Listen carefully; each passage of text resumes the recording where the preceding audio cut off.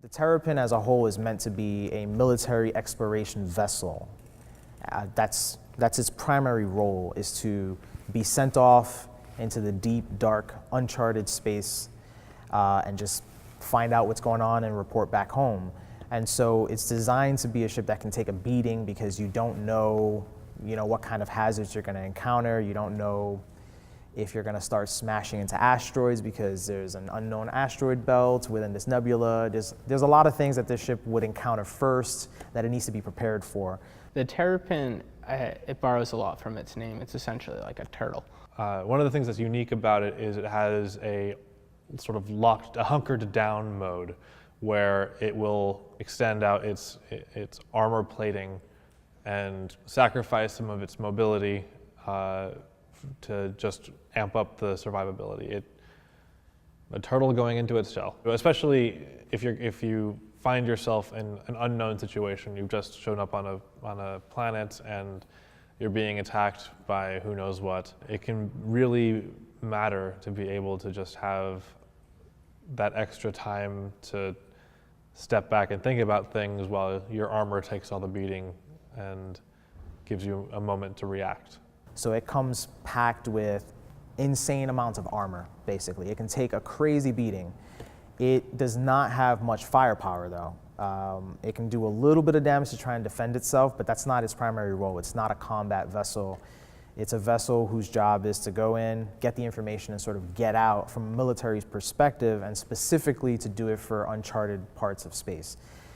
And as a result of that, to emphasize how armored it is, it's got a sort of two-stage mode to it where its basic armor set is very powerful, but in addition to that, you can sort of like hunker down and turtle up. And what that'll do is it'll bring armor plates that cover the canopy. It'll sort of deploy those to protect the pilot even more than he already is. And on the flip side of that, it's able to obviously retract the armor, and it's able to open up some of its armor plates to vent out heat. Because one of the things that it wants to try and do is reduce its heat signature a little bit if it's trying to stay a little bit stealthy while it's doing some reconnaissance, and then be able to open up to vent heat. So the Terrapin, as part of being an exploration ship, focuses on having utility mounts to do various kinds of scanning and deeper material scanning. And when you get to these faraway places that you're busy surviving, you'll be able to come away with extra information about them. And that'll key into mining careers and into jump point charting. You'll be doing all kinds of scanning, and so you'll be able to use that to get really detailed information about whatever planet or derelict or who knows what else that you find out there and feel is worth taking a look at. The Terrapin will let you survive getting in close enough, and you can get a really close look at it. One of the things that we did really early on was we worked with tech design very, very closely to make sure that everything was sort of to spec. Now, throughout production, things had to change. But once we finished the art on the Terrapin, or any ship for that matter, first goes to the tech design team. And what they do is make sure that from a gameplay standpoint, the ship ticks all the boxes, basically, right? It fulfills its requirements for gameplay. And from there, it'll get sent out to the animation team and the special effects team and the sound team, and everybody starts to work on this beast until it comes to life. Because it is a deep space exploration vessel, it comes with standard sort of a gigantic sensor dish on the back. Now, the Terrapin is also an Anvil ship, and the sensor dish does two things for us. One, from a gameplay standpoint, if you're attacking the Terrapin, that's a target you want to shoot to knock down their sensors. But two, it brings in that sort of circle motif inside of an Anvil ship, bringing the families together.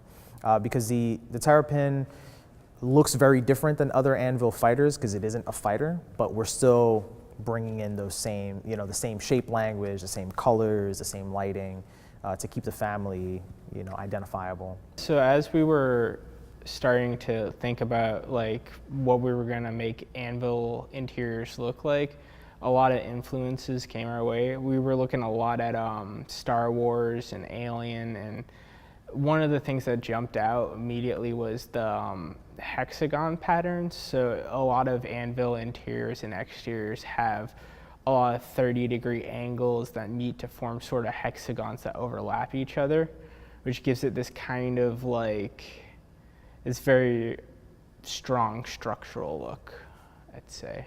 It's got these quaint little living quarters that you'll have your little bed, you'll have you'll have food, water.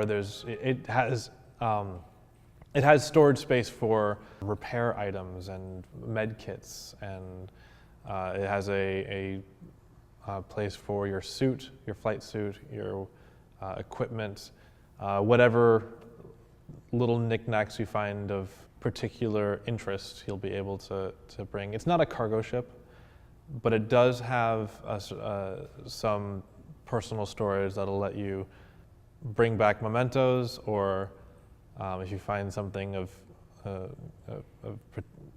particular curiosity, you can bring that back for any research or other kinds of gameplay that we'll be exploring in the future with other ships as well. It has 2 stations, but for the longevity that it offers, it's really a one-person. You can bring others and work as a group, but that'll start cutting into your time out in the field. It's not really a ship that you're going to want to sort of have a party in.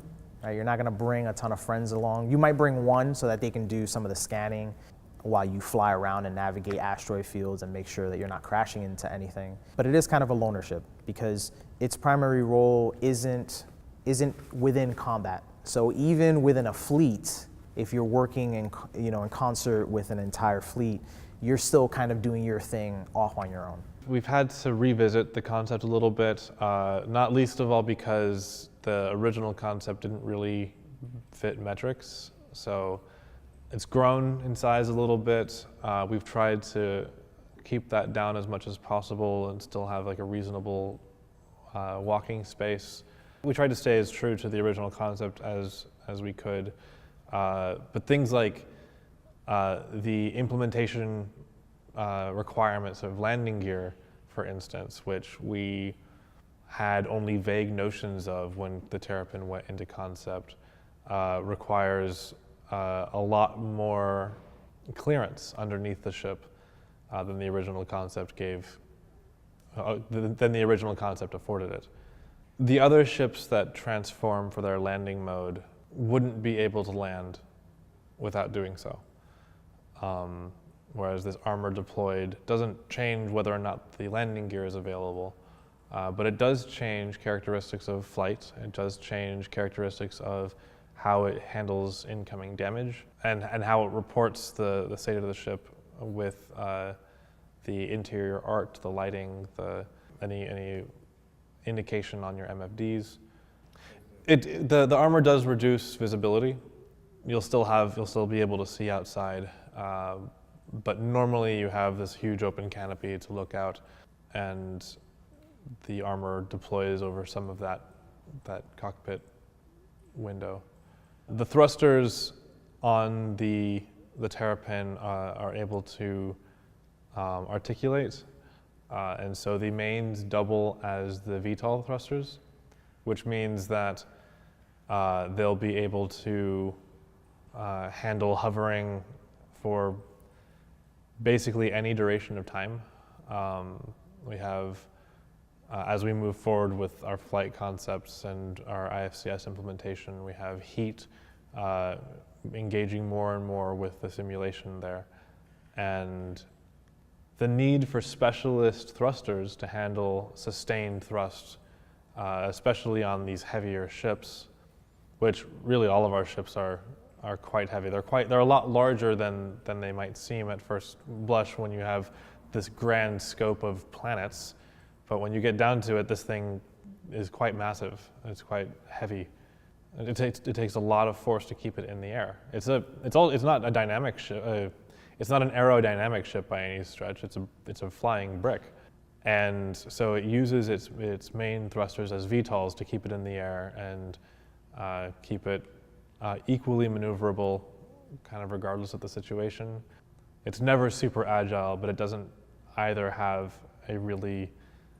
a point of disadvantage for its flight. It could just use its mains. The focus is on its survivability, on its ability to take damage. And so keeping everything encapsulated is not wings to shoot off. There's not anything out and vulnerable. It's able to sort of package itself up and hunker down for the long haul. And in doing so, it just needs to make sure that it has its thrusters in a position where they can keep it aloft for as long as you need to. And so they'll be able to do that. This one has been a challenge as well because this is our first Anvil with an interior walking space. Figuring out how to extend that art style of the canopy and the cockpit to also be bulkhead and the room layout and what does an Anvil door look like. This is the first one. So we had to spend some time thinking about that. Spend some time thinking about how an Anvil ship reports the ship's status when you're not in the cockpit.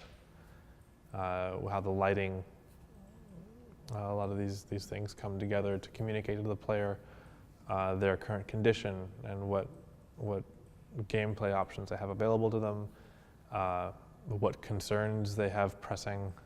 Anvil has physical displays. And so one of the things about the distinction between Anvil and Drake is that when Drake has a control panel, it's a button that you're just going to pound into the wall and expect it to not break in doing and open whatever. Where Anvil, it will have a display. It'll have these touch screens, but not something that would be nearly as fancy as what RSI would do. They might start to incorporate holographic displays and things like that. So it's a middle ground between the pure function of Drake and the aesthetic form of MISC and RSI. One of the cool things about Anvil is that it is like a military manufacturer, so it's very utilitarian, very cold, kind of lifeless, very utilitarian. Everything in the ship kind of has a purpose, or should look like it has a purpose. As an exploration ship, it's one of the smallest. That gives you the ability to go anywhere. It might be the kind of thing where you go explore, and once you know where that thing is, maybe you come back with backup, or maybe you go out and you find cool new locations for outposts. The Terrapin is the ship for would-be explorers to set out on their own, see what the universe is like, and have a decent assurance that they'll survive it.